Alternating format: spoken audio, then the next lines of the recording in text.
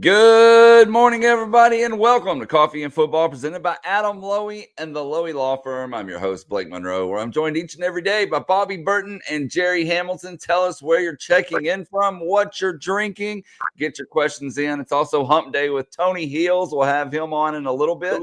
And I want to give a big shout out to Duck Camp, as the entire week for the college football playoff right here on Texas Football is brought to you by the good folks at Duck Camp. So a big thanks to them as well. And guys, the hot topic, I've been a hot topic all week, the portal all across the country. What's the latest? All right. Go ahead, Jerry. No, I think, look, Eric Singleton's been on campus. How the recruitment ends, I don't think anybody knows right now. He's been on the Ole Miss campus and Miami's campus.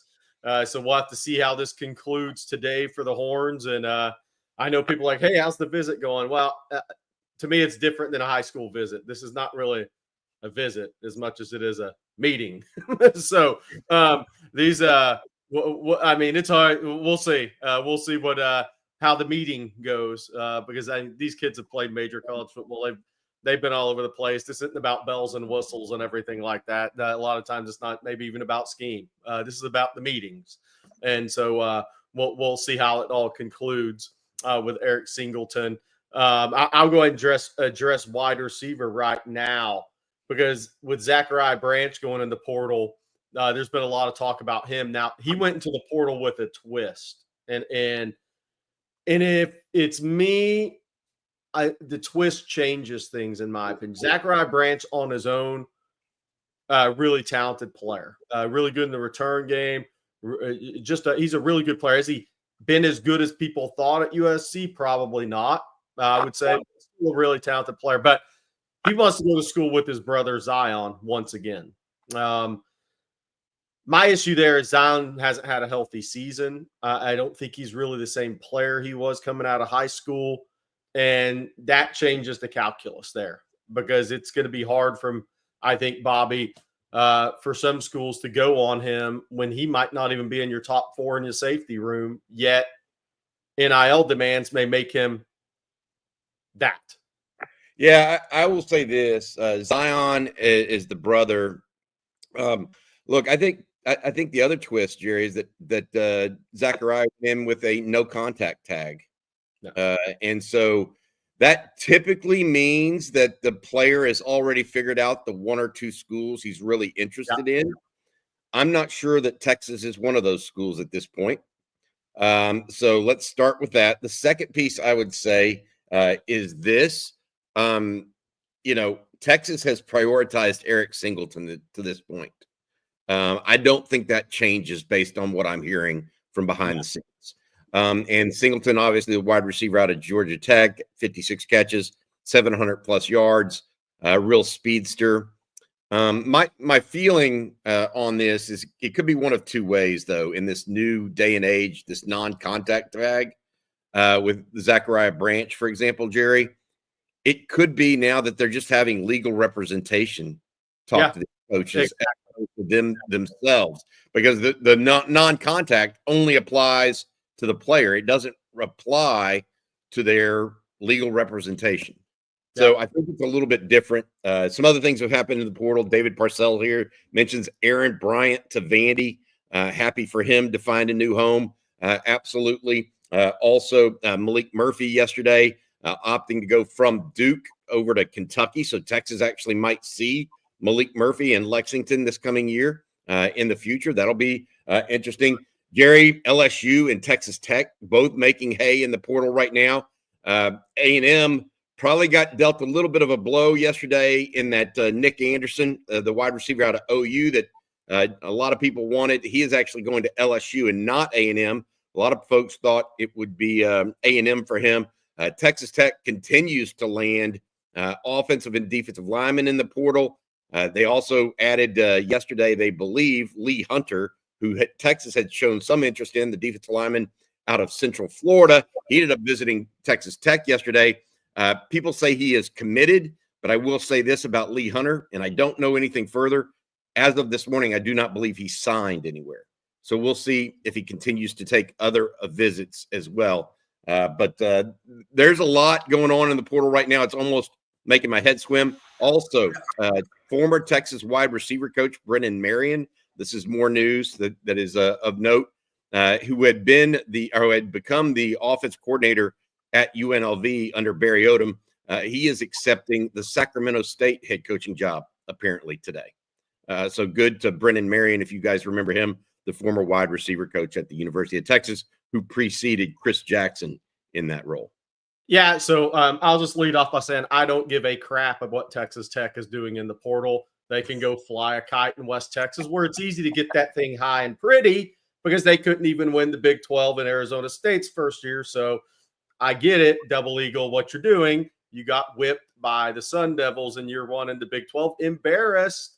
Very embarrassing for you in Lubbock. LSU, however, I think is doing a great job in the portal. I mean, the return of Nussmeier, they're putting some pieces around him. I mean, Nick Anderson, like prior to the injury, Nick Anderson was a second round mock player heading into the year. Bauer Sharp, good tight end going in from Oklahoma. Barry Brown, if he will make big plays. There may be inconsistency there as it's been throughout his career, but he will make some big plays for them. And that's real speed, real size for Nick Anderson. Defensively, I think they've added some good pieces there. Mansour Delane is a really good defensive back out of Virginia Tech. Pyburn out of Florida on the edge will be a solid player for them. Jamari Butler, the edge out of Nebraska, will be a solid piece for them. Jakeem Jackson was a starting corner at Florida before he got hurt. Is transferred to LSU. And he was recruited to Florida by Corey Raymond. I saw him in high school. Really talented kid if he stays healthy. I think LSU has done the best job of the portal. I know Ole Miss people have ranked up. I like LSU better. And they got Van Buren. I mean, they got a guy who started a lot of games this year that will play behind Nussmeier at quarterback. So if Nussmeier goes down with injury, they're in a really good spot. Not how many teams are going to have that experience of a backup quarterback that's as talented as Van Buren. I think LSU's actually has done well in the portal thus far. Champ Bailey asked if we're concerned about Texas. I'm not concerned about Texas in the portal at all. I think the three additions they have been tremendous for this team, and I think they'll continue to add pieces. It's a long runway for these teams. Remember, when teams lose in the playoffs, those kids can go and jump in the portal. They have extra time too. So we'll see how it plays out through the spring, but I think Texas is going to address needs well. I messed up. Lee Hunter has signed with Texas Tech, by the way. Yep. And Sadir Mitchell's visiting LSU, which I would be surprised if that's not where he ends up. Yes. Yeah. And I don't think Malik Murphy to Kentucky is a done deal yet either. I think that was a big Twitter troll thing. It looks like they're going after Zach Calzada. I thought it was both, actually. So maybe I'm mistaken there. I thought Malik retweeted Lexington, here I come, or something like that. I'll keep looking on that. Look, this is getting to be hard to follow. I just want to say that. Yeah. There's so much news coming at us every single day, and the morning, the evening, a lot of news right now. We're trying to weed our way through it. The net, though, right now, Jerry, from my vantage point, is some teams are absolutely trying to kill the portal. Mm-hmm. And I mean, they are trying to rebuild through the portal. Thank you, Chuck, for that news. That they are trying to rebuild through the portal. Texas Tech is one of those. LSU is one of those. Ole Miss is certainly one of those as well, in my opinion. And so we'll wait and see how this all turns out. But there are teams right now that are literally going hard in the portal, and some are being decimated by it too. Arkansas, by the way, Roman Rodriguez is one of those that's being decimated by it. I think they've now lost 7 starters to the portal. It's difficult right now. I'll say this: Ole Miss, and they're getting hyped up on the portal train right now, and I get it. I don't think that class this year is anywhere close to their class last year. So it'll be interesting where they end up. And sometimes you pick up kind of steam in the industry and get the hype around you in the portal. They are, for me, and they're putting a lot into it. Don't get me wrong. They aren't getting the level of dudes they had last year. It'll be interesting to see how that turns out for them. King Meat, does Oklahoma still have a team on some level? Hey, I want to say this about Oklahoma. The key here is going to be their situation at quarterback. Whether or not they get the quarterback they want. John Mateer, the young man out of Washington State who's in the portal, apparently, Jerry, he's looking hard at Miami right now and following Cam Ward's lead and going to Miami from Washington State instead of up to OU. So very interesting there. I mean, OU is in a pickle. Teams that weren't prepared for the portal or haven't recruited well prior to that are very much in a pickle right now. That's just the bottom line. I don't know how else to say it.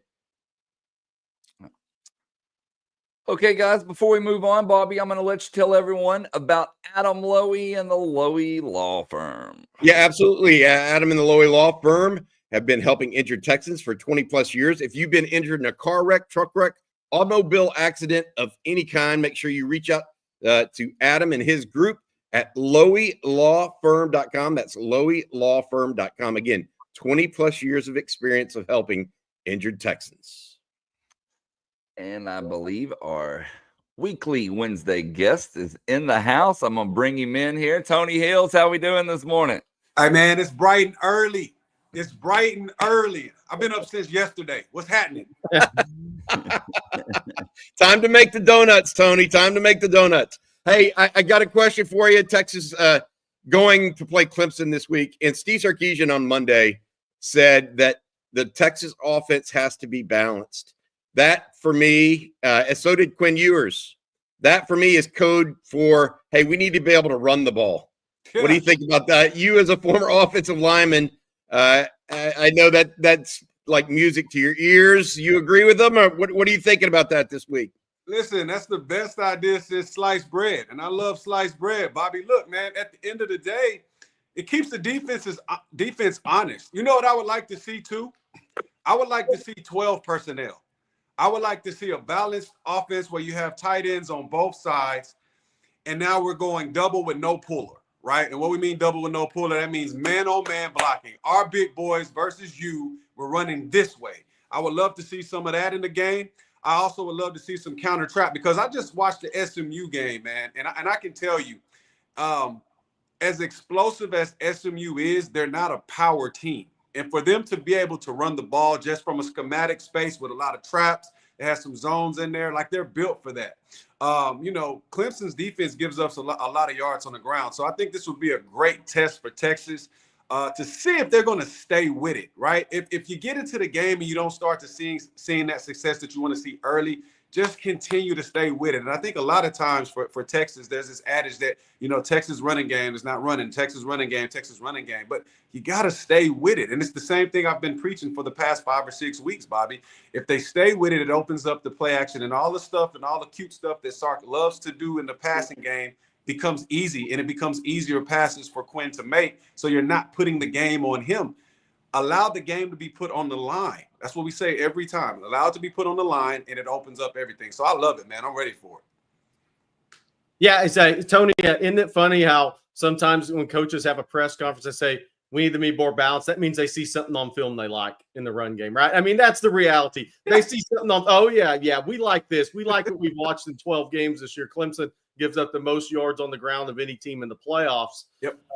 But what did you see anything else from the Clemson team that you liked? Did it kind of impress you about them on tape? Yeah, I mean, so this is what impressed me about Clemson. When you look at how they started the season to how they've been transcending upward at the right time. They're playing together. They have some pass rushes. They have some pieces.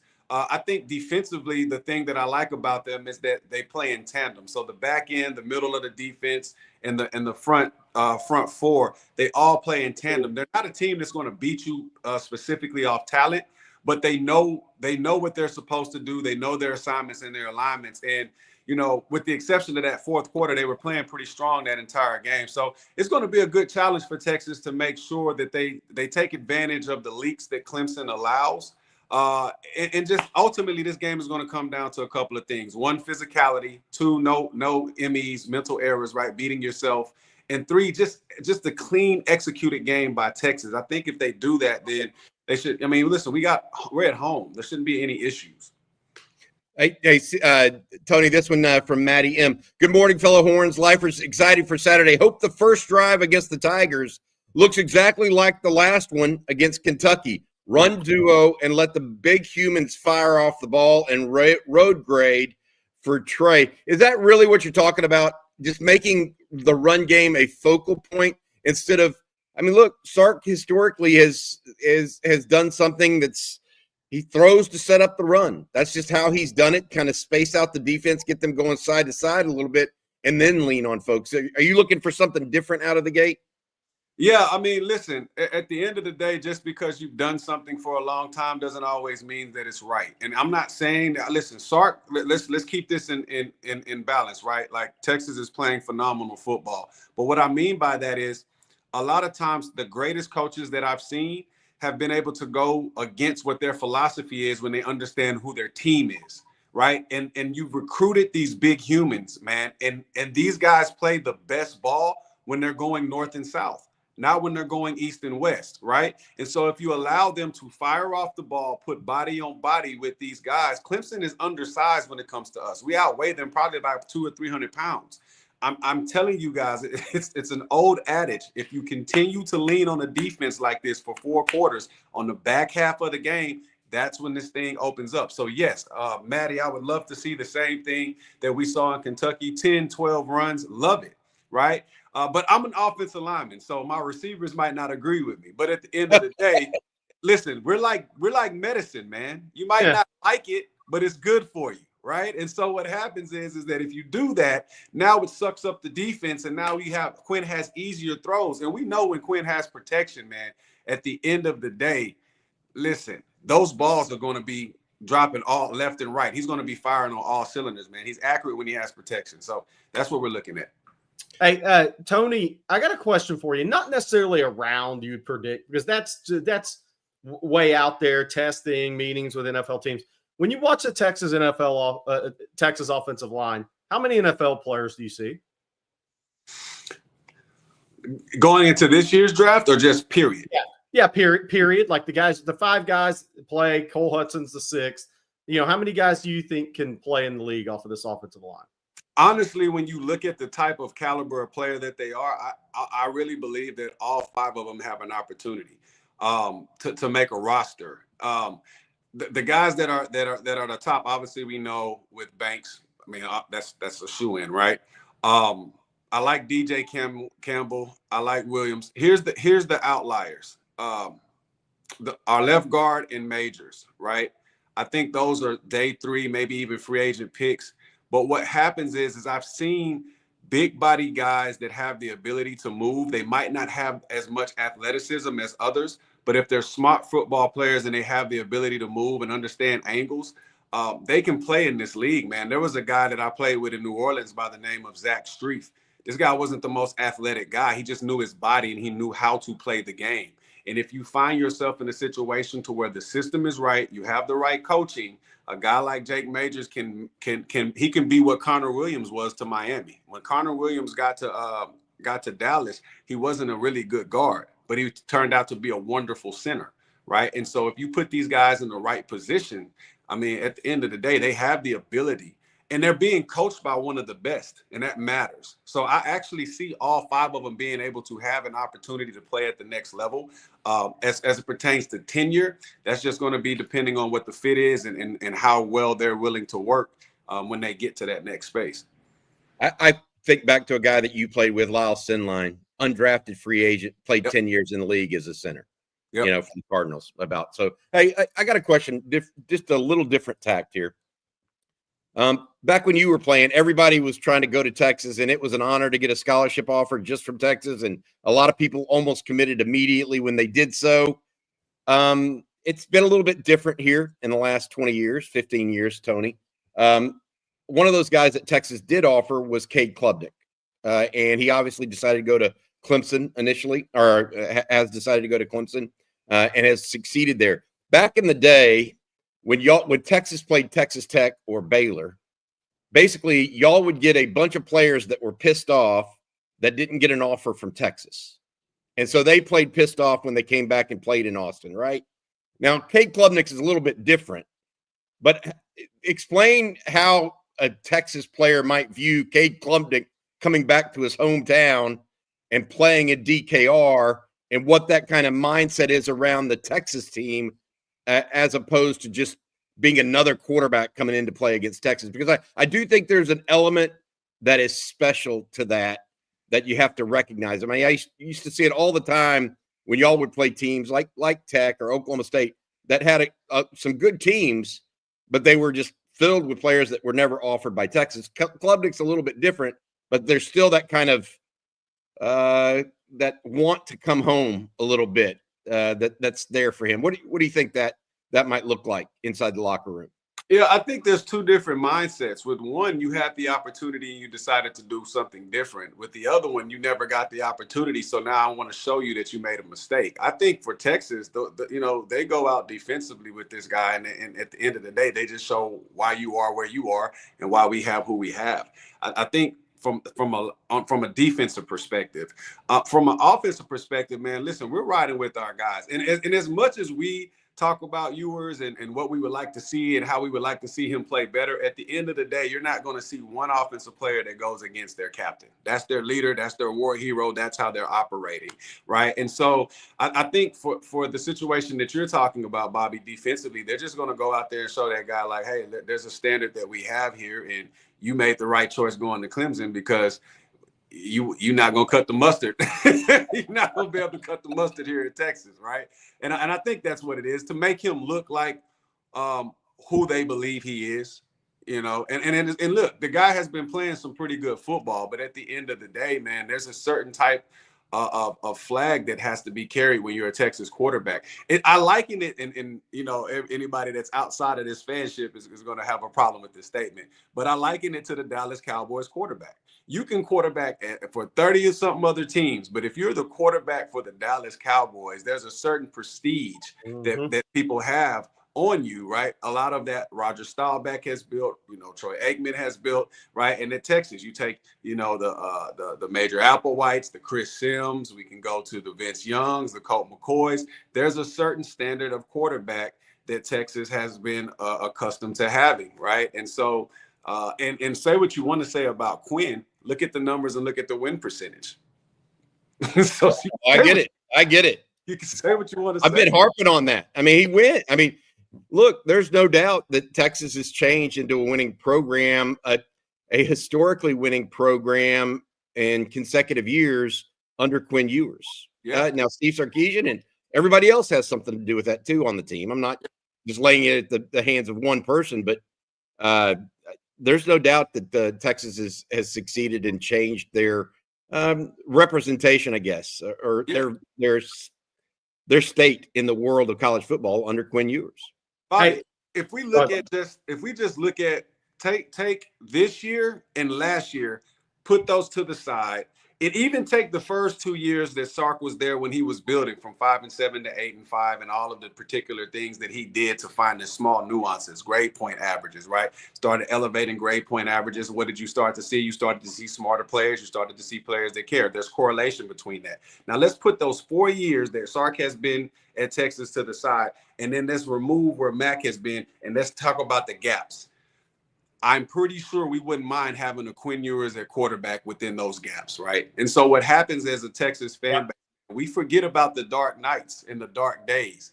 And so what happens is we want it now. And at the end of the day, when you're building something, this is not a microwave type of situation. Look, if I'm making food, Bobby, I'm not putting good food in the microwave. Why? Because on the outside, it's going to be all warm. But as soon as you bite in the middle, it's cold and it's irritating. I'm going to let that baby simmer. Let's put it in the oven, 450. Let that joker heat up. Let's warm up. And then what happens is you have this wonderful gourmet meal. I done made people hungry this morning. That's what I do. But I'm showing you is that we're starting to see Texas simmer. Right? Will we have loved an SEC championship? Absolutely. But guess what? We're playing for a national. And whatever happens within these playoffs, we have high expectations. We have high hopes. But at the end of the day, whatever happens in these playoffs, understand that this is a building block. Texas is here to stay, and we're going to be here for a long time. And what happens is that if you keep just punching the wall, eventually you break through. And we're starting to see that now. So I'll tell the fan base, man, just be loud, cheer, and enjoy this time. Enjoy this moment. And let's not forget what it was like pre-Sark, pre-Quinn. As we go in and we start giving this dude all this hell about what we think he should and shouldn't do, let's not forget who we had before. I don't want to call these guys out because, I don't want to hurt nobody's feelings. But at the end of the day, we had some guys to where we were like, if we could have had a Quinn Ewers then, we definitely would have took him, right? Yeah. Hey, I got a question for you, but I'm going to change it because it's from the chat, because I've always wanted to ask you that. But Travis asked, which college talked the best smack? I want to change that around. If you have a college team, sure. Who was the best trash talker on the Texas team when you were there? And if you say yourself, I'll be very impressed. And who was the best in the NFL? Because I think you got to, because, like if you've ever watched I Hate Christian Laettner, like even Jalen Rose and those guys say that was like the best trash talker. So who was the best trash talker on the Texas team? And who was the best you ever trash talker in the NFL and anybody you knew? Best trash talker collegiately at UT during my time there. Man, that's Rod Babers was before your time. We know it'd be Rod. Rod definitely talked. Okay, hold on. We gotta establish. Are we talking about on the field, in the locker room? Yeah, all of it. Just your guy. Who was something like? Oh man, that's easy. Listen, if we talking about on the field, that's Casey Studdard. Ain't no doubt. My dog Casey. It'd be times when Casey be talking to my dude. I'd be like, Casey, shut up, bro. Hey, listen, you're not blocking this dude, bro. Like, chill. He's like, no, F him, T. Hey, you come in here, I'm gonna F you up, bro. like, dude would go ham, right? But I appreciate my brother so much, man, because he taught me what the standard of offensive line play was at UT, man, and I loved it. And even in the locker room too, Casey, it's Casey Studdard. I'm just thinking about all the things this dude, some outlandish stuff. What happens in the locker room stays in the locker room. It's Vegas, but god dang, this dude has a mind on him when it comes to talking noise. So Casey Studdard collegiately, professionally.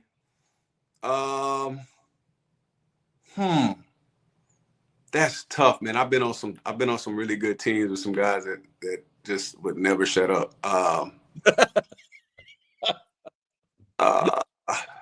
Man. Okay, let me think about Pittsburgh. Who would be the guy? Brian McFadden. Brian McFadden was a cornerback for Pittsburgh, and this dude was something else with it. So I think he would be one of the top ones for sure. South Florida guy. Hey, Tony, before we let you go, got to ask you your prediction for the game this week. If Texas plays the type of game that Sark is saying they're going to play, I think in the third quarter, I wouldn't be surprised if we're up by 17 points. Honestly. And the reason is that, of course, Clemson is going to come out. Usually how these games go is you just look at it from a talent perspective. We're way more talented. We're way more physical, and defense is hungry, right? And so obviously we're a defensive-minded team. And so I just don't see them being able to make the same caliber of plays that they made at SMU on us. And that presents a problem because if the running game does get going, then the floodgates open up, right? And so I know that first half is going to be a lot of high emotion. There's going to be Texas with high emotion. It's the first inaugural playoff game at home. Some guys might be straining a little bit, playing out of body on both sides. And then what happens is in that mid-third, you start to settle down and play football. When it comes down to football time, if we're clicking on all cylinders, I don't see this game being close, honestly. And that's not me being a homer. That's me looking at how Clemson's matchup. This is a good matchup for Texas. When we play Georgia, Georgia's it's a matchup thing. But when we look at this Clemson team versus what we do, the matchup favors us. And so I like them by 17. I'm thinking of a score, something to the effect of like 27-10 or something to that nature. Wow. Keeping them out of the end zone a lot. I mean, that's what you're relying on the defense. We give up 12 points a game, Bobby. Yeah. I get it. 12 points a game. All right. Thank you so much, Tony. You have a good one, bud. We'll see you this weekend. You take care. Absolutely. Hook, buddy. Take care. Tony Hills. Jerry, good question on the who talks the most smack. I was waiting for him to say some defensive player. Of course not. He calls out an offensive guard. I was hoping he was going to say himself, but that because that'd have been impressive if he considered himself a better trash talker than Casey Studdard. I had no idea what he would say in the NFL. I had no idea. You know what? It wasn't going to be Chase McCoy. Or Colt McCoy, I can call out one of our new posters. Hey, where's the super chat, man? You've been super chatting that Quinn will learn TJ Parker. But thank you very much for being talking some Clemson with us this week. That's right. We got some Clemson fans in the chat. We got some Georgia fans as well. So just all over the place today. All right, guys, before we move on, Bobby, will you let everyone know about the good folks at Duck Camp? Yeah, absolutely. Coffee and football tomorrow. We're going to be at Duck Camp Store in downtown Austin off of East Cesar Chavez.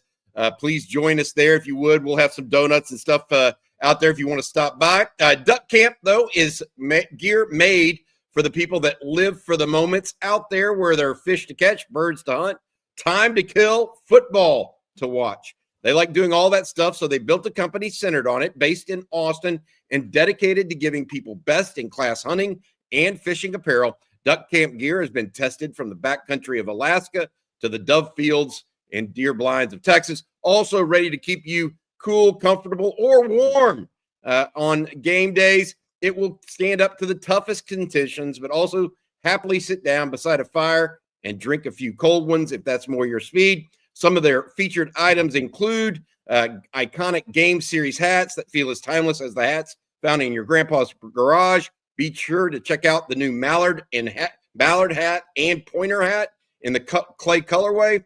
Pretty much our cherished burnt orange color. Here's the great seasons, y'all. Yes, hunting and football. Make sure you get it in now for any kind of Christmas present. Shop hunting gear at duckcamp.com. That's duckcamp.com. They're our sponsor for this week's college football playoff week. And also if I can get my mouse to work, want to let everyone know about Factor and Factor meals, and notice how the days are shorter, but your to-do lists aren't. Well, you can power through your busy days with Factor's no prep, no mess meals. They have easy, nutritious options to keep you fueled and feeling your best. Don't let the shorter days of winter slow you down. Let Factor take shopping, prepping, cooking, and cleaning up off your daily list of things to do. And the best part is Factor has something for everybody. You can find guilt-free comfort foods like home-style chicken and gravy, or loaded mashed potato pork chops, which are delicious. Feel-good vegan options like sweet potato and chickpea curry, and of course, globally inspired flavors like Peruvian shrimp. The variety they offer is unmatched. I eat something new every single day for lunch. I even ate it last night before I called a basketball game. It's good, it's quick, it's easy, it's delicious. And of course, as usual, this morning I woke up, had one of their wellness shots to get my day started. You can't go wrong with whatever you pick at Factor. So get started today. Just head to factormeals.com/50Texas and use code 50Texas to get 50% off your first box plus free shipping. That's code 50Texas at factormeals.com/50Texas to get 50% off your first box plus free shipping while your subscription is active. You know what else is really good, Blake? What's that? That Clemson line change for Bobby. Oh, I know he loves it, don't he? 12-point favorites now, guys. Yummy for Bobby's tummy. Went up another half point, so it started to open there at 10.5. Clearly now up to 12. I'm interested to see what that could be based on. I think the only thing that's really solidified this week or changed is the certitude that Clemson's run game is going to be somewhat anemic, or anemic's not necessarily the right word, debilitated, right? Phil Maffa is going to have off-season surgery. He's their big power running back, most successful running back. So that is really the only thing that's come out this week that I think fundamentally changes what this game might look like from that standpoint. But I'm not as queasy about this game. I think that right now, here's my take on it. Clemson and Texas are actually somewhat evenly matched from a overall talent perspective. I just think Texas is more experienced, particularly on defense, Jerry. We've talked about this. Clemson starts 6 sophomores or below on defense. Yeah. Texas is much more experienced in that regard. And so I feel like while Clemson has top line talent, that's kind of where they're lacking.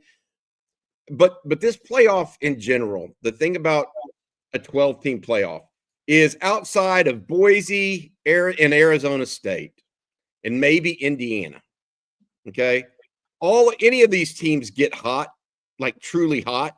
Maybe Clemson gets hot. Maybe Texas gets really hot. I don't know. 7 or 8 teams have a chance to win it all. And we'll see. I mean, it'll be, who was it that was talking about the other day? Oh, Brian Irwin on Lunch with the Coach yesterday. Whoever gets hot and is playing their best game as their last game, that's who's going to win this. Okay. And so I really look at this. I'm starting to look at it as a tournament of sorts, as opposed to just a one game. So win and survive and advance, Jerry, lose and go home. So that's where I'm at in this game right now in Texas. Yeah, look, I think Texas is better than Clemson, better than the line even suggests. But my whole thing is it's kind of what Tony said. Go play clean football on the offensive side. If Texas plays a clean game, and I mean perfect, but clean, then I think they're 17, 20 points better than Clemson is, especially at home. So they just got to go do it. It's hard for me. Like, I'm picking 34-21. People say 21 points. Clemson won't score 21. I'm not saying the Clemson offense will score 21. I just haven't seen the clean enough offense, clean enough in the kicking game, special teams game for me to sit there and go 37-13. I mean, I think if Texas plays a 90 to 95%, they could win the game like that. I just haven't seen them play at 95% of that as a team. But they're definitely more talent. They're definitely the better football team. But it's going to come down to just going out and executing at the highest level they have in a few weeks. If they do that, then Clemson's in trouble. But I think one of the things Tony said, I think is it makes the playoffs. And for those who've never been to an NCAA tournament game, even if you're not a basketball fan necessarily, NCAA tournament games are amazing to go to because the underdog comes out with the rush, right? And Clemson's going to come out with amazing energy to start this game. And I think Texas will be fired up for this game. Don't get me wrong. Clemson's going to come out with the underdog mentality, this amazing energy to start this game. And if things start well for them, then it won't feel like an NCAA tournament game because it's a Texas home game, but the momentum in these games, because it's win or go home games, literally is different from a regular season game or a conference championship game. Clemson may have had a little bit on their sidelines in the ACC championship game because if they didn't win, in their minds, their season was over. But this game can take on the personality of an NCAA basketball tournament game real easily if the underdog gets up early. So I think fast start for Texas is imperative. They can't let Clemson gain confidence. Okay, and our sponsor today, Adam Lowy. Bobby, I'm going to bring this up here. He's giving away 10 tickets. I wanted to do this. So Adam, who is our sponsor every Wednesday on Coffee and Football, as well as State of the Program, he is giving away 10 tickets to Clemson versus Texas, 2 tickets per winner, 5 winners total. Okay.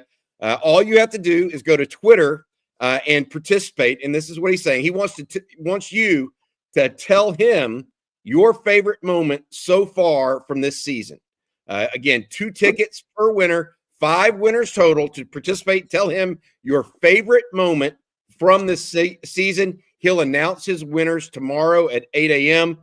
Get those answers in, and you get 2 free tickets possibly to Texas versus Clemson this coming Saturday. Thanks to Adam for doing this for folks, because I know a lot of people out there may not have the money to buy the playoff level tickets that are kind of going out there. I mean, some tickets are reasonable, some are not these days. But anyways, give Adam and his group a shout there on his Twitter, Lowy Law Firm, at Lowy Law Firm. Give it a roll. You never know what can happen. Again, he'll announce the winners tomorrow morning. We'll announce them here as well. Why don't we do that, Jerry, and Blake too, so that people know that whether or not they won. But all you have to do, get on Twitter and enter through Adam Lowy. Okay, guys, and I saw this question here, and I know we were going to talk about it, so no better time than now to use this as a segue. Rob says South Lake Carroll versus Austin Vandergrift. Who does Bobby, Jerry, and Blake have winning? We'll answer that here in a second, but let's take a look at all the games this week.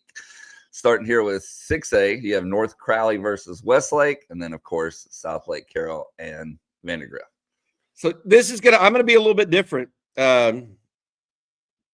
We talked about this yesterday, the North Crowley Westlake game, Jerry, and I went with Westlake, even though I know North Crowley has the probably the overall talent edge. Oh, yeah. I'm going to go with the two Austin teams this weekend. I may go 0-2, but that's where I'm going.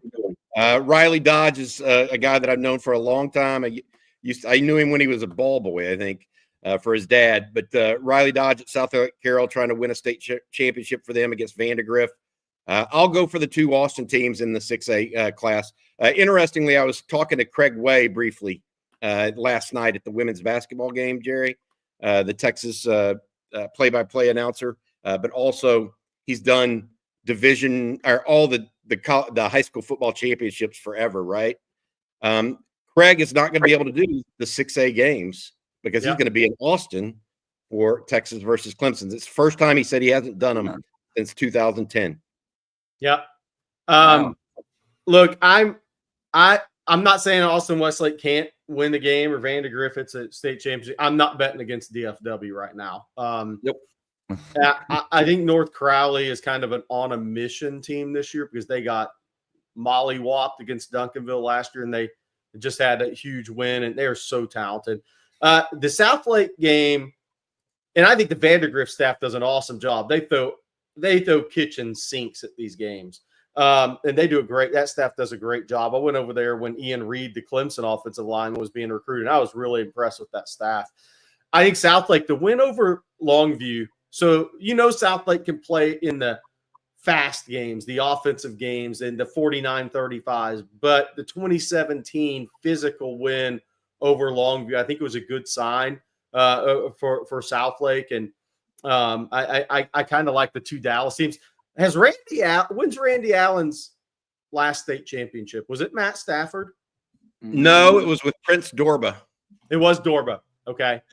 Yeah. I like Highland Park too. So, I don't know if we can scroll down, Blake, but I guess I'm going DFW right now. I'm with you 100% on those three picks.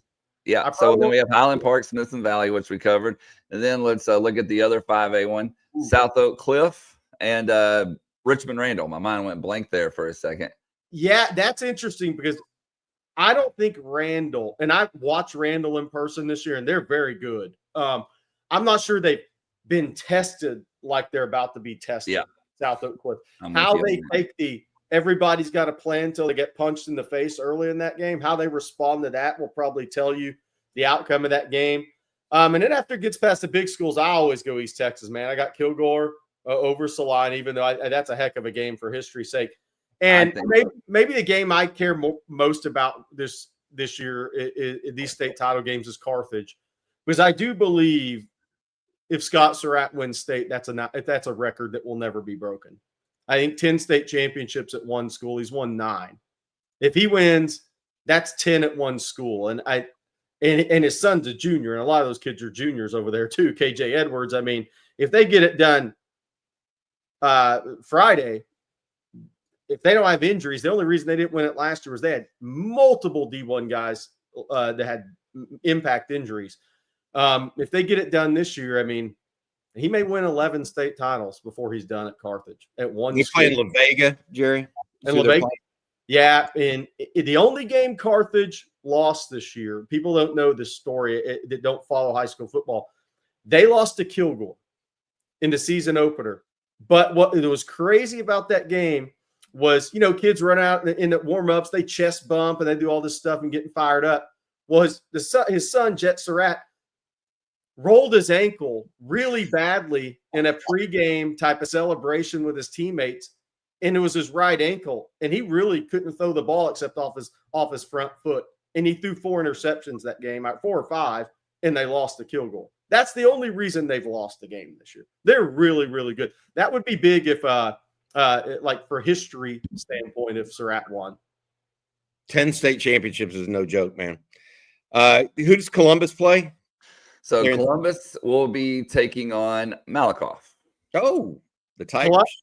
Columbus, crazy thing there is how injuries impact. You got to have injury luck. That's a second-place district finisher to Hitchcock. Hitchcock's quarterback going to Tech, Lloyd Jones, tore his ACL in first-round playoff game.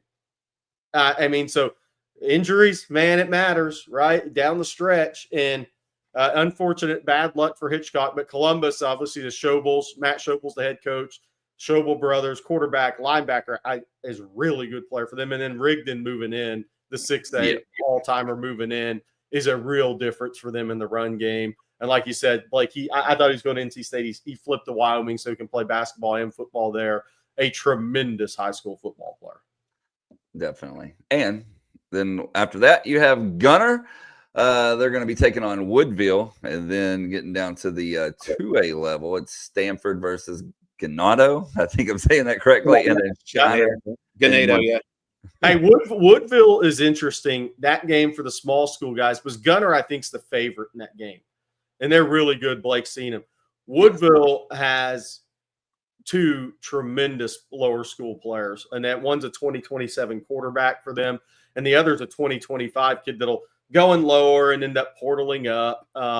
But they have some a little more firepower on that team that I gave them credit for. I did a little research in these games this week just so I knew who had who. And obviously I'm cheering for Shiner because that's obvious. Yeah. Hey, 6A games, 6-man games this morning or today. Start today, so that'll be fun to watch. I also want to say, love the coverage of all the state championships from Dave Campbell's and that group. Greg Tepper will be joining us on Tuesday morning to review some of the state championship games, some things he saw. He's going to take a day off on Saturday and Sunday, or a day off on Monday, I guess, and then come back and talk with us on Tuesday morning to sum up those games. So make sure you check in back here on Coffee and Football on Tuesday.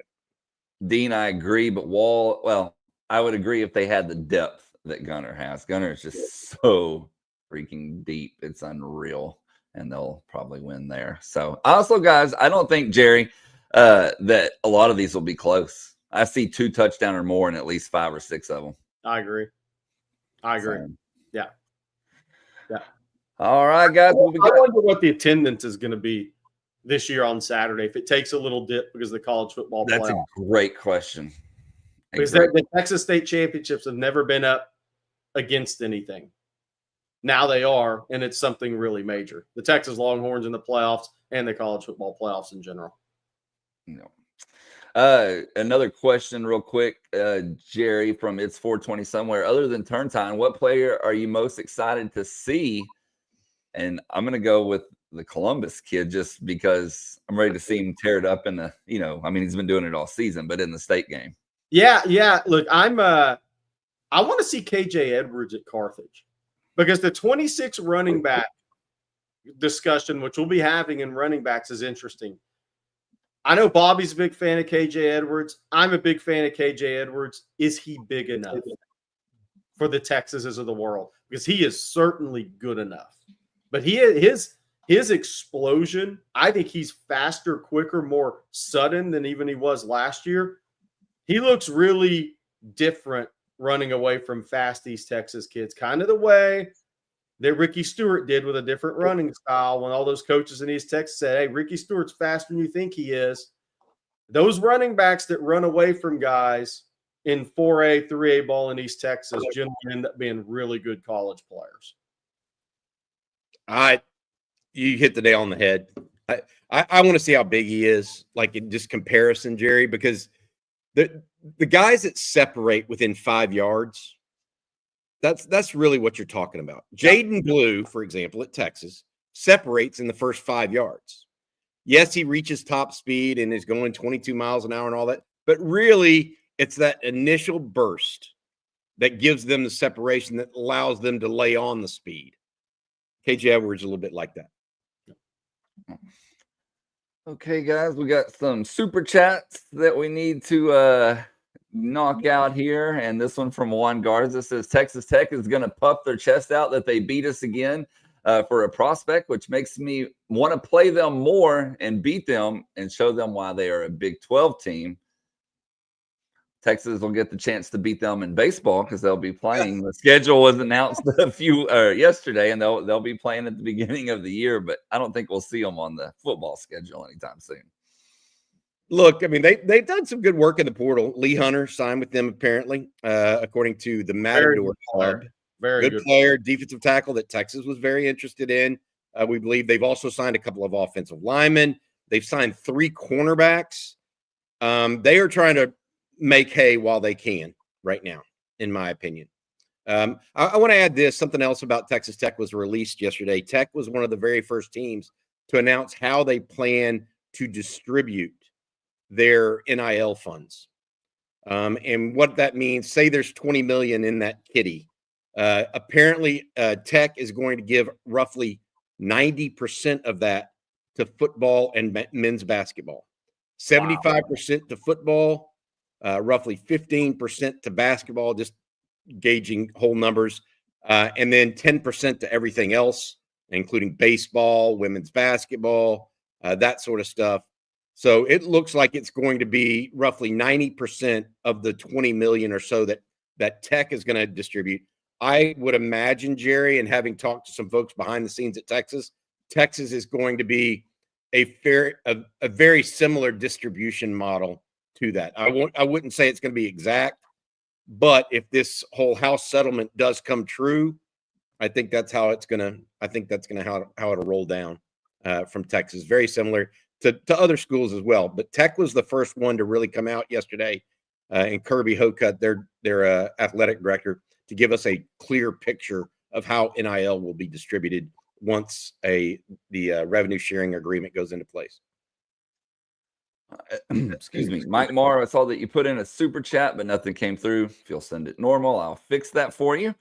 And guys, I'm hoping that you can fix us up, Jerry, with a good old Manscaped read. Man, look, I just got to say one thing, man. The Hordes have Manscaped a lot of opponents this year, and let's hope that happens again Saturday. But I'm talking about y'all. Do not have tangled tinsel in your ornaments. All right, fellas.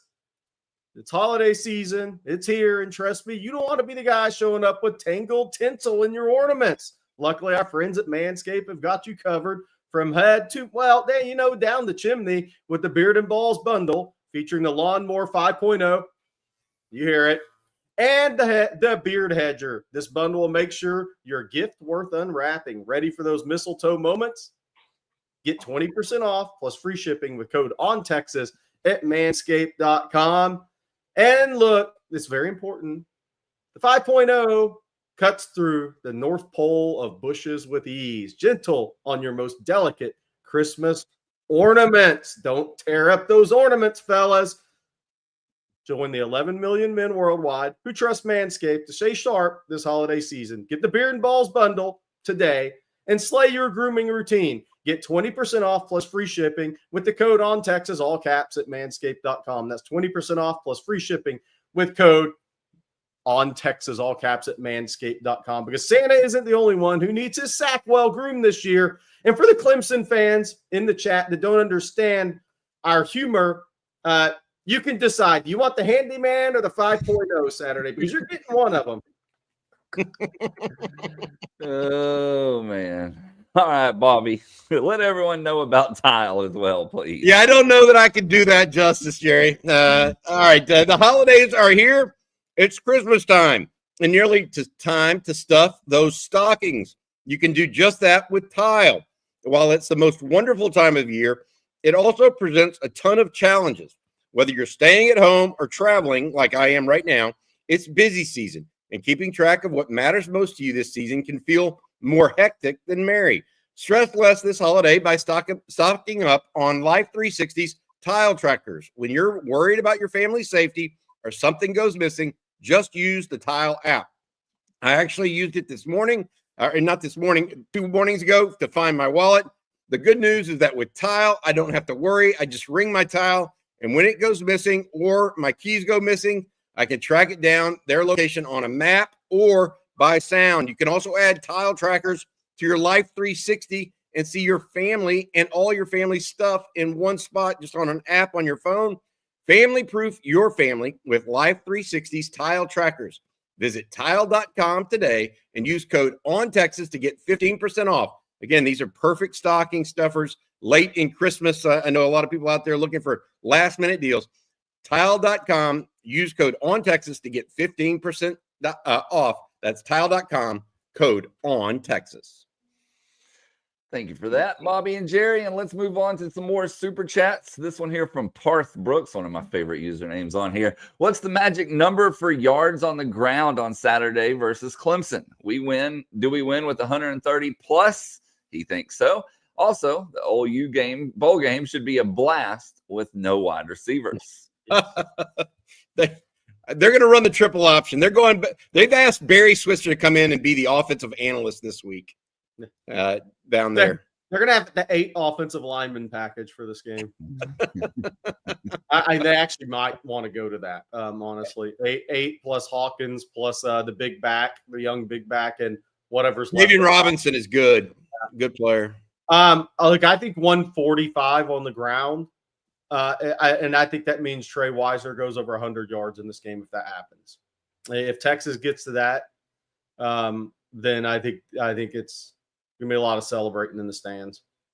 I think it's 150 as well, Jerry. I think it's that range. But for Texas to win, what do I think it has to be? I think it has to be at least 100. Right? I mean, there's not a definite number, I don't think, but I do think that they have to at least hit 100. If Clemson stops the Texas run game, that means that Quinn Ewers is going to have to beat Clemson through the air, and I don't necessarily think that's what Texas wants to do. Sark talked about being balanced. We talked about being balanced with Tony Hills earlier. That is the game plan for Texas. I could hear it in Sark and Quinn Ewers' voice on Monday. Be balanced. Get some semblance of a running game going some which way, whether it's, Rod talks about those passes to the edge being long extended handoffs, essentially. Something has to get people moving east and west and being able to go downhill a little bit in the run game, high percentage throws, high percentage runs. Texas got to move the ball because Cade Klubnik can be streaky too, by the way. Streaky in a really good way. So if he gets going, he can be really, really good. By the way, somebody's asking about Mike Gundy. People have texted me. I personally haven't seen it. I was busy, but did Mike Gundy fire his entire staff via text? Is that what people were talking about in the chat? Apparently, that was the rumor yesterday, but I don't know anyone on that staff anymore. Yeah. To confirm or deny that. Yeah. Apparently, a couple people are predicting Eric Singleton, the wide receiver out of Georgia Tech. This is coming in right now in the last 10, 15 minutes. The one that visited Texas yesterday, apparently people are predicting that he will go to Auburn, Jerry and Blake, right now. Coming in from Pete Nakos at On3. He's a sports business / transfer portal reporter. He's saying that Singleton likely to go to Auburn. We'll see exactly what that means. And if Texas missed out on one of the top portal prospects in the country, win some, lose some. They're going to have to find somebody that can really run in the portal, I think, Jerry, because I'm not sure they got that in the high school ranks, and I don't think they have that on campus coming back next year. So that's where it's at. Yeah, and there have been predictions put in for Ole Miss before that for him too. So these are we'll see which way it goes. Okay. I just think it's funny that it came out so quickly and so subsequently to his Texas visit. Yeah. Right? That's a quick turnaround. Yeah. So maybe Texas didn't offer as much as Auburn. Texas could see it different. Could see the receiver room differently.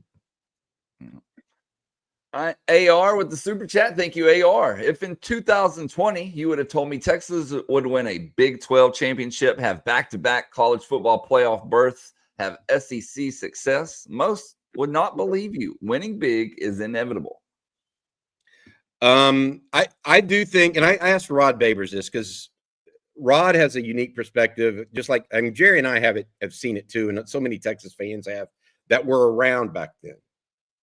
When Mac came in back in '98, it was the transition to Ricky Williams winning the Heisman and just all the flood of positive mojo that came Texas's way, Sark, I think, had a year of purgatory, if that makes sense, Jerry. He had a year where they did not play well, but they got some good recruits. And I see what he's doing right now very similar to what Mac did, except maybe even a layer up from that. And I mean that from a results standpoint. Mac finished with a couple of top 10 teams in those first 5 years.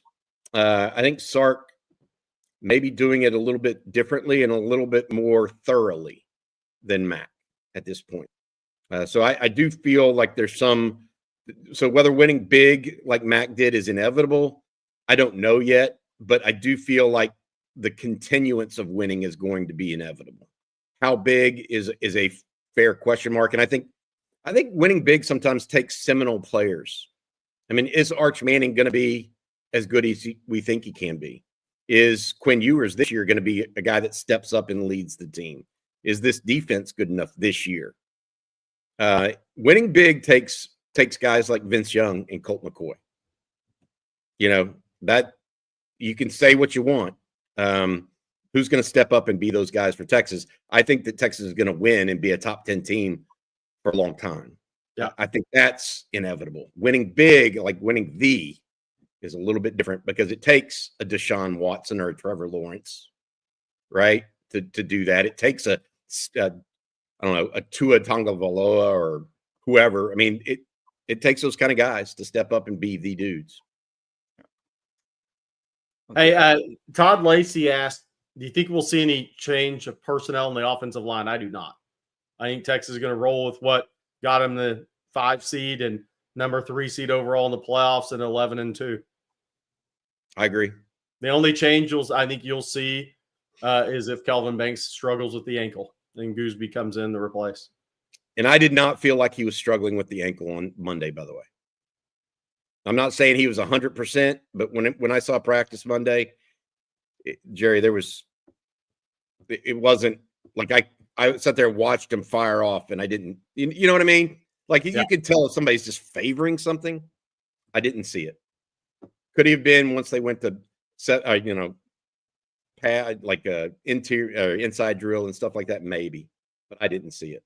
Yeah. And what normally happens with these guys is, look, the first time the running back falls into his backside of his leg, how is he after that? Kind of like we talked about with Quinn. The first time you get hit and you go down and somebody gives you the little push on the ankle getting up from a pile, how are you?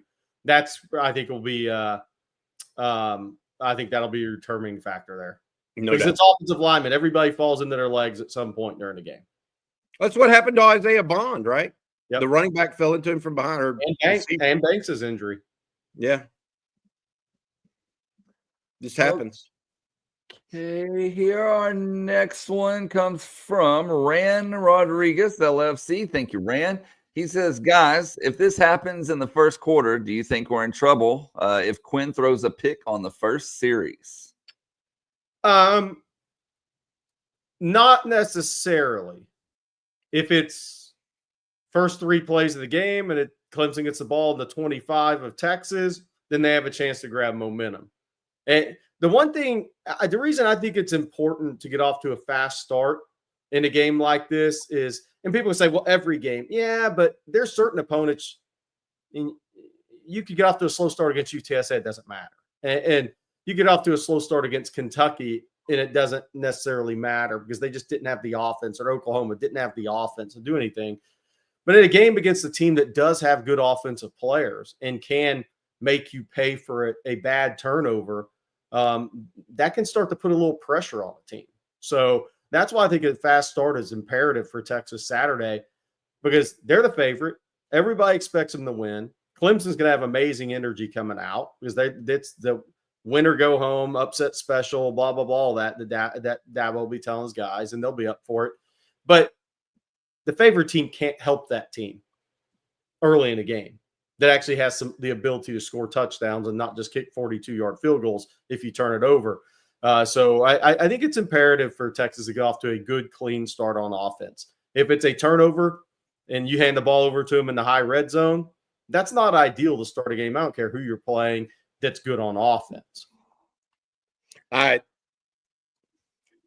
It's a long game, but I do think, look, Texas is not taking care of the ball.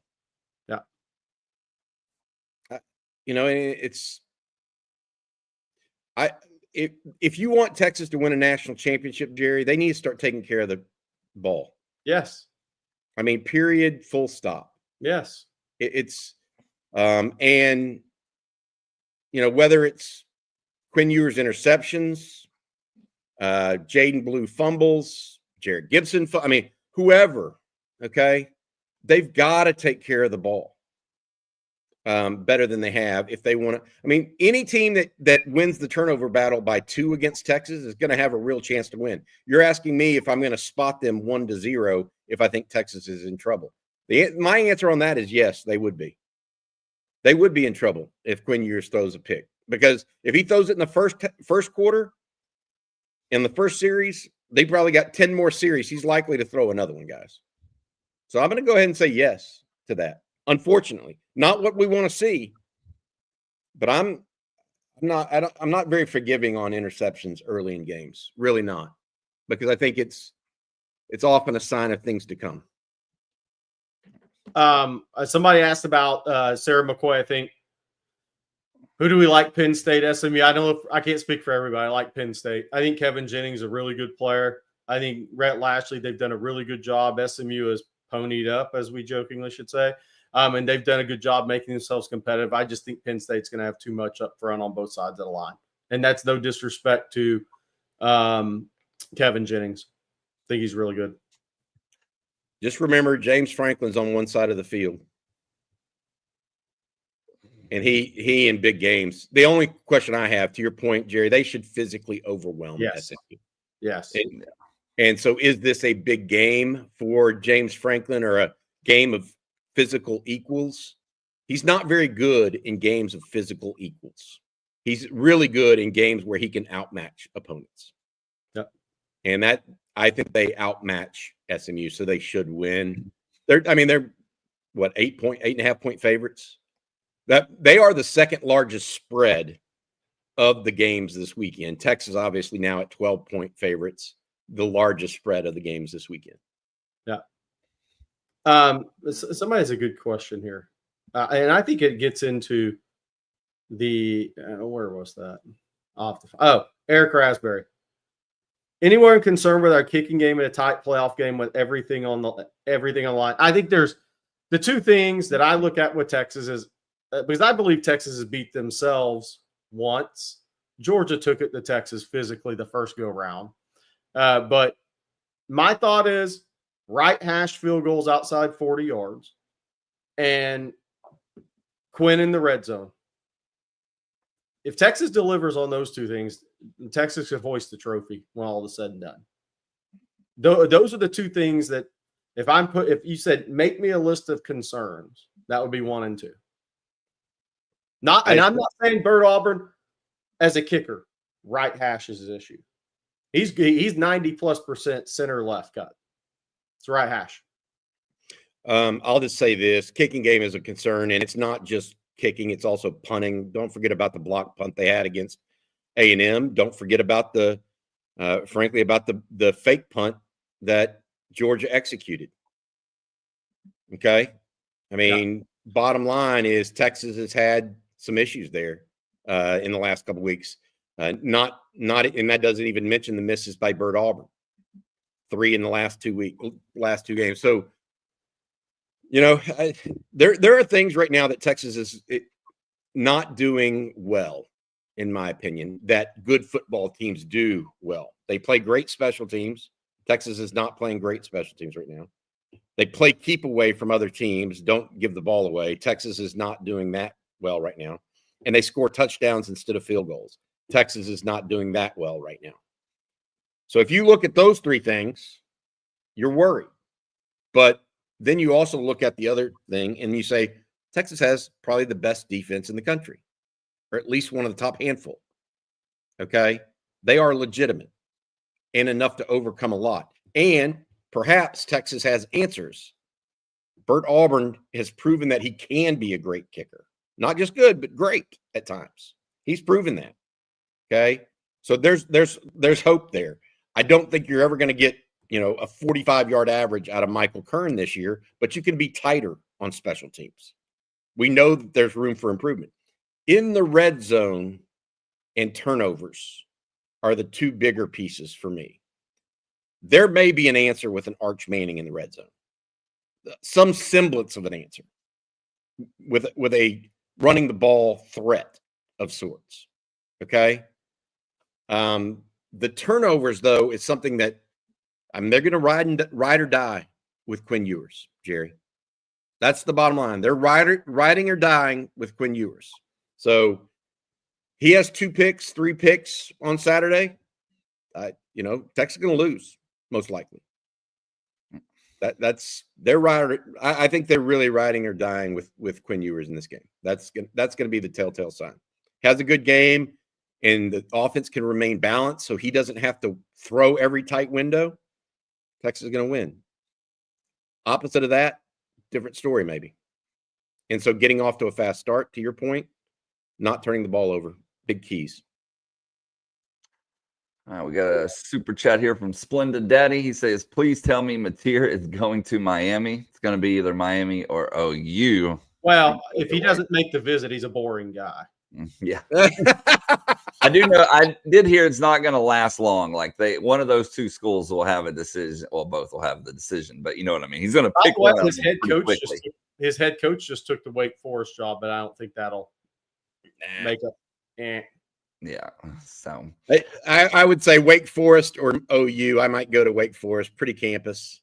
Hey, by the way, what happens if Washington State hires the Oklahoma offensive coordinator as head coach? Probably not to say. Still NIL can't compare. But that would push the kid to Miami automatically. Definitely. I think so too. All right, guys. I hadn't even thought about that. Is he being mentioned as a possible candidate? It just broke that. It just broke that that Washington State head coach was going to Wake Forest 30 minutes ago. So I don't think we're far enough into it, but that would be the ultimate funny on OU, wouldn't it? Change your whole offense. We're going to bring you in. That's why you should never go for an assistant coach. I mean, that's rule one why you should never make a decision for an assistant coach. Yeah. Well, something you can make a decision on, however, is future fans make the decision to get that for the young ones in your life. As you can see, I did with mine. And guys, Longhorn Nation, experiencing a deep playoff run is like nothing else in this world. It's a shared experience with family, friends, and strangers, anticipating the next matchup and living and dying on every play when game day finally arrives. You'll create memories that last a lifetime. And for the first time ever, that experience is finally here for college football fans with the 12-team playoff, and it starts Saturday at home for Texas fans against Clemson. And if you have young kids, then there's one thing you need to make sure that they get to experience the magic of the playoff run right alongside you, and that's Future Fans Football. Trust me, this is going to be the best $50 that you're going to spend for them when getting them involved with football. Future Fans helps little kids become big football fans by embedding the rules of football into parallel games and activities in a way that is absolutely genius.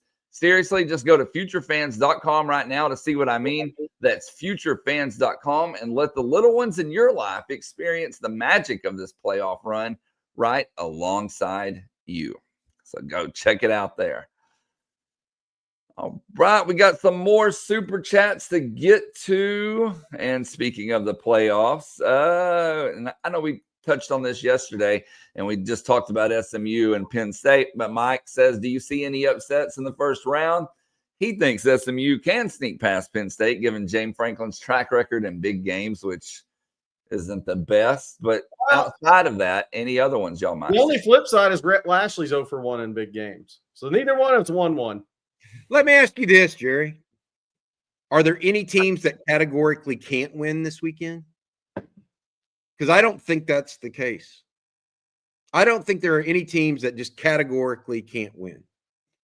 If there No. is one, I would say no. I would say it's very like I know that the money line is higher on Texas Clemson, but I don't see Indiana beating Notre Dame.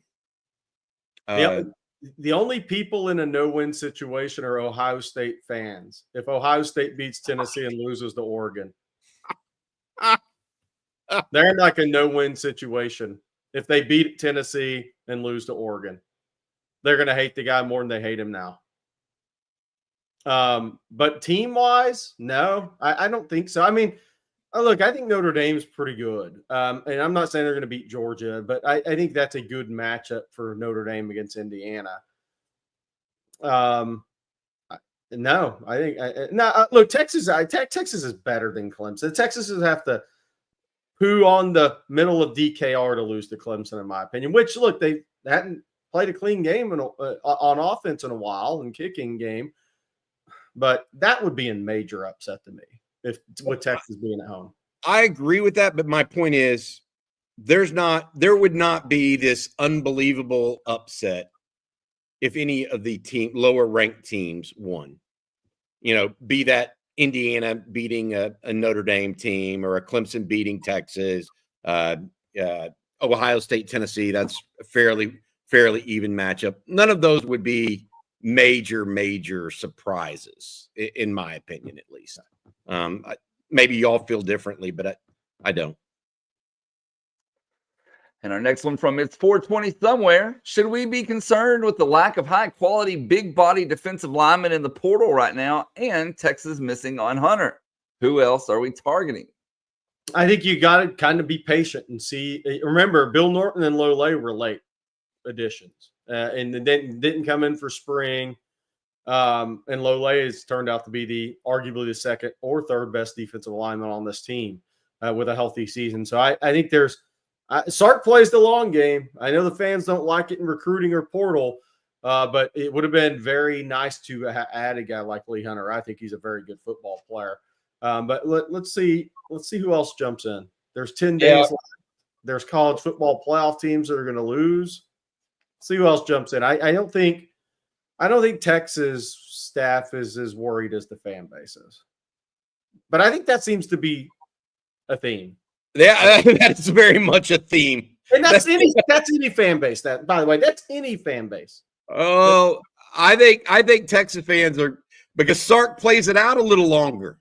Yeah, Jerry. I mean, he teases it along a little bit,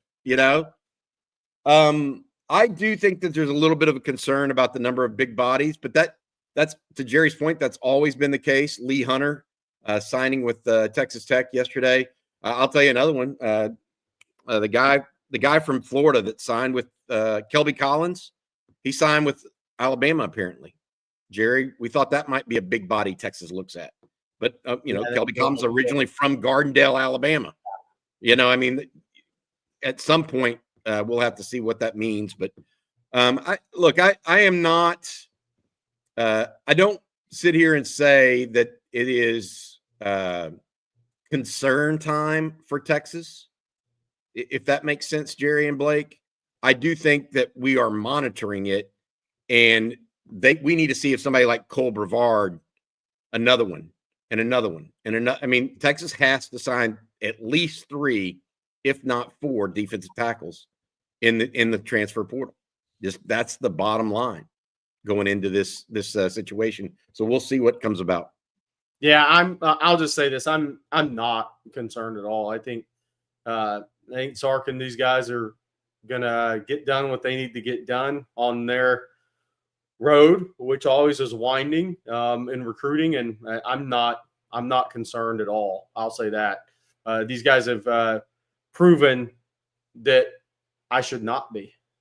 If I'm Oklahoma, I'm concerned. Very much so. By the way, we've had a lot of Micah Hudson and his demands, and I don't know what's true and what's not on that. I do know his production's real, and it was 8 for 120-ish. And Mario Craver is a much better player that A&M got. Mario Craver was getting deep on people and actually had production. A&M, the better player A&M got's Mario Craver. We have a super chat here from, if I can get this going here, Mike Marr. He says, Amari Winston is a beast. I think he is underrated. I think is what he meant to say. He put unrated, but I think he meant underrated. If he will answer the call physically, blocking, and I'm not saying he won't. I'm not saying he will. What I'm saying is you're coming from Calhoun, Georgia, and now you're going to the SEC to a top 5 level program. And if he answers the call physically, blocking like a Juan Davis has, I think he could be a Juan Davis with more downfield receiving skills. I was going to say more upside. Yeah, he's got to answer that physical, like all guys do. Nick Townsend, I'm not worried about answering that bell. That's the one guy coming out of house. I'm like, hey, that guy relishes. He can't wait for his first head knock with Anthony Hill. Like he's a little different dude. Like there's very few guys I don't say you're going to have to answer the bell physically in the SEC and in practice in Texas. I mean, look, Bobby, we both talked with Michael Gooseby, ran into Michael Gooseby. And what has Trevor told him? Going against Colin Simmons every day in practice prepared him to play against Georgia. Yep. And A&M.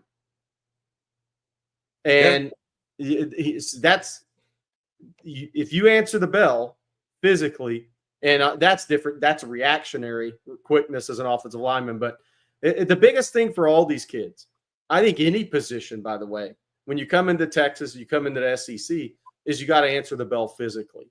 Are you ready to physically play in that conference and play at this level? And I think Texas is recruiting the right guys mentally. It's all physically for these guys. And how quickly do they make that adjustment? Everybody talks about speed of the game. I'm changing from speed of the game to physicality of the game. More so nowadays in the SEC, Bobby. That's where I'm at. Hey, I know we got some more questions we get to. I want to mention one thing real quick. I went to the women's basketball game last night here in Austin. Texas beat LaSalle 110-49. Jerry, Texas is deep in women's basketball right now. Very deep. At one time, they had 3 true freshmen on the court at the same time, and they kept pulling away from LaSalle. Yeah. Now, there is a freshman point guard named Bree Preston. She's fast. She's elite. Holy cow. Yeah. She looked really good. I think she's the heir apparent to Rory Harmon. I don't think there's any doubt about that. I do want to have one piece of news here I want to pass on. Texas, I think, feels really confident right now on Aaliyah Chavez. Doesn't mean it's done. Doesn't mean it's done. Any of that other stuff. But I'm hearing that Texas has a level of confidence there. We'll see where that goes. Obviously, she's the number 1 ranked women's basketball recruit in the country. Out of Lubbock. Yeah, and look, I think that's a massive recruitment for Texas because I love Vic. I love what he's done with the program. I love the way that the intensity that the girls play with, but they shoot 28.9 from 3. That dog won't hunt to win a national championship. They're going to have to shoot the 3 better. You are not going to win a national championship shooting 29% from 3. Not in today and age. Today is day and age of basketball. It's not going to happen.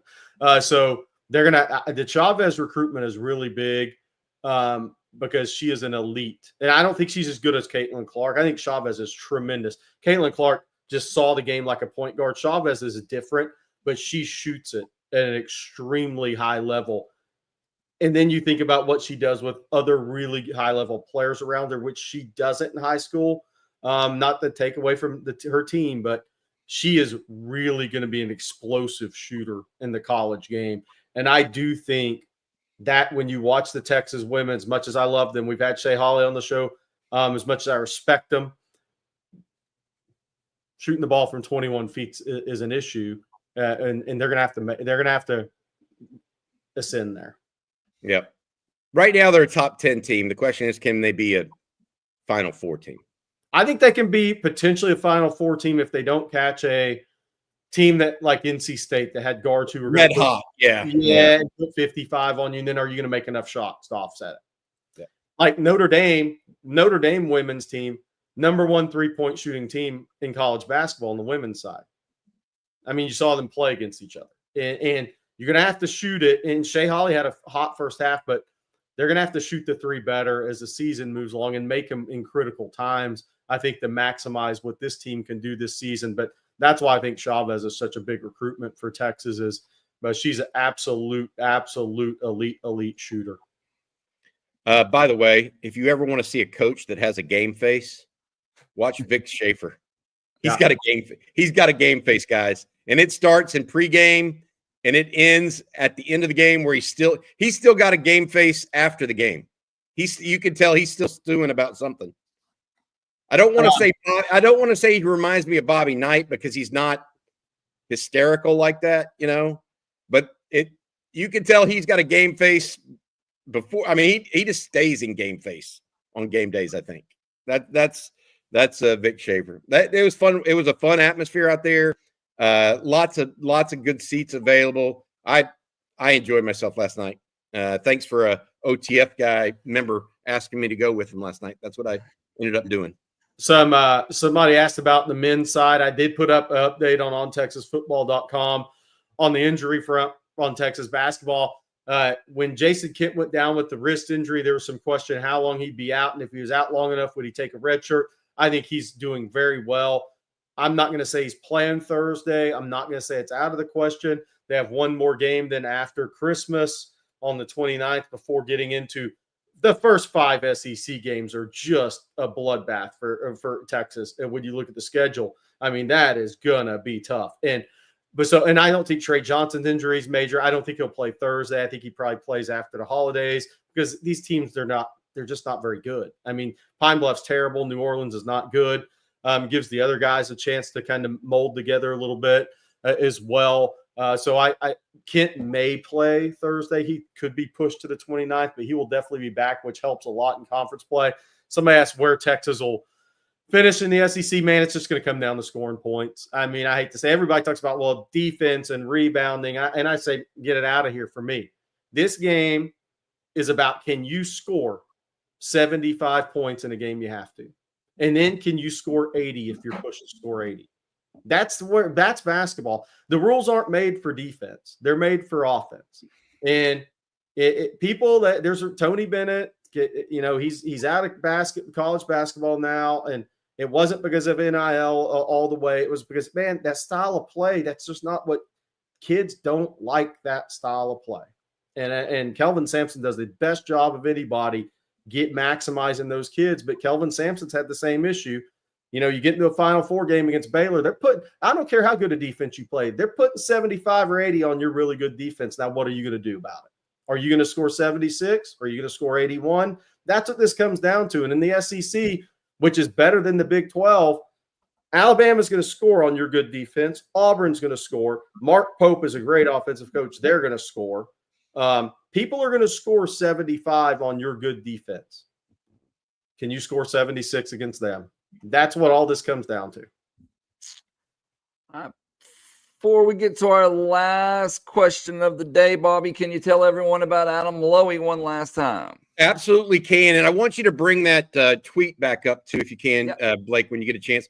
Adam Lowy and Lowy Law Firm have been helping injured Texans for 20 plus years. If you've been in a car wreck, truck wreck, automobile accident of any kind, make sure you reach out to Adam and his firm to see if you might be due compensation.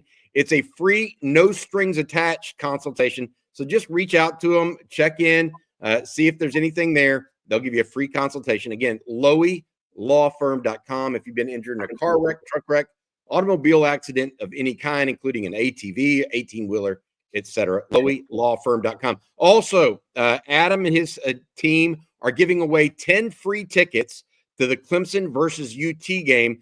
There will actually be 5 winners picked. They'll get 2 tickets apiece. What Adam is asking you guys to participate in is to tell him your favorite moment from this season. Go to Adam's Twitter account, LowyLawFirm.com, reply directly to Adam and his team, and he will announce the winners tomorrow at 8 a.m. Again, free tickets, no strings attached. All you have to do is tell him your favorite moment of the 2024 football season. There you go. Thank you for that, Bobby. And our last one for today is actually a comment from Bradford. And Bradford, thank you for your super chat. He says, play calling's been terrible recently in the red zone. Run the ball and pass from straight dropbacks, not long developing play action in a condensed area. It's nice whenever you can run in the red zone. You couldn't against Georgia. right? I mean, did Texas have a particular issue in the red zone against A&M? No, and they turned the ball over against A&M. Yeah. So I don't think that the play calling has been terrible. You just can't run the ball. If you can't run the ball, you're I don't think that red zone offense has been horrible. I think they've turned the ball over and ran into a buzzsaw defense in Georgia that just stacked the box and you couldn't run against. You couldn't find anything in the second half once they put 7 people in the box. Just couldn't. So we'll see what that means overall. I'm a little concerned with that going in, but I will say this: I think Texas has. I'm intrigued after talking with Brian Irwin and Bob Shipley yesterday about what exactly Sark does or doesn't do with the QB run game and Arch Manning in the red zone in the playoffs. Is there something hidden behind curtain? He's throwing off of it. He's not going to run. Is he even going to use it? My point isn't even if he's going to throw off it, Jerry. Is he going to use it at all? Yes. Is there actually a curtain number 3? Yes. Right. So it's like I'm going to say absolutely there will be. And here, if it's needed, again, who can do to Texas what Georgia did? We'll find out if anybody else can. But it's national championship time. It is. If Sark's got it, if he thinks it can help him win the game, he is using it, in my opinion. I would be shocked if Arch Manning doesn't throw a ball in the red zone in the college football playoff. I'll be shocked. Let's have it, man. Everything needs to go on the line this week. Yeah. I mean, that needs to be the attitude, and I'm sure it is. I'm not debating that, I guess. It's just if you have something that you think might work, it's time to use it. Now, if you don't think it won't work, then that's what I'm saying. Is there something behind door 3, right? We don't know, actually. We saw a glimpse of it against A&M. We saw even less of it in the key situation against Georgia. I mean, we saw one run and a snap between the legs. Hey, I want to bring something up. And if I'm right, it's blind luck. Arch's runs have been to the left. Right? A&M, Georgia. No. Remember the first play he ran when he came into the game when Quinn got hurt was a waggle to the right with the 3 layers? Remember that play in the playoffs, the red zone. Remember that play? Because he's been running left. Now, remember that first snap Sark called for him against UTSA when he came in the game. I think we're going to see it in the red zone.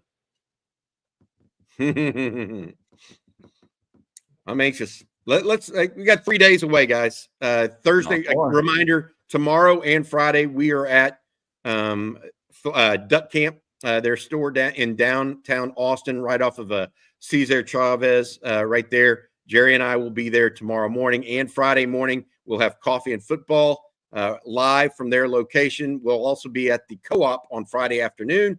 Make sure you stop by from 3 to 4. Myself, Rod Babers, Jerry Hamilton, all there, trying to talk a little Longhorn football with you guys and give you the latest information. It is a big week for Texas football ahead. I'm genuinely excited. At the same time, we're going to keep tracking this portal news as we relayed to you already today. Lee Hunter has now signed with Texas Tech. That's the defensive lineman out of UCF, Central Florida, that we thought Texas was going to get a visit out of. Also, there have been late reports that crystal balls or RPMs, whatever you want to call them, have gone in for Eric Singleton, the wide receiver that Texas brought in for a visit yesterday, already gone out for Auburn as of this morning early. We'll see exactly what that all means. But all in all, Texas right now with 3 commitments or signees in the transfer portal. Max Clare is supposed to visit Louisville today. That's the other one that we're tracking, a tight end out of Purdue that visited Texas and Texas A&M last week. All right, guys. Well, that's going to do it for today's episode of Coffee and Football presented by Adam Lowy and the Lowy Law Firm. I want to thank Adam and, of course, Duck Camp as well. Factor, Manscaped, Future Fans, and Tile all for sponsoring today's show. Thank you all for tuning in. The great questions, all the super chats. Of course, we'll be back same time, same place tomorrow morning. So for Bobby Burton and Jerry Hamilton, I'm Blake Monroe, and we'll see you then.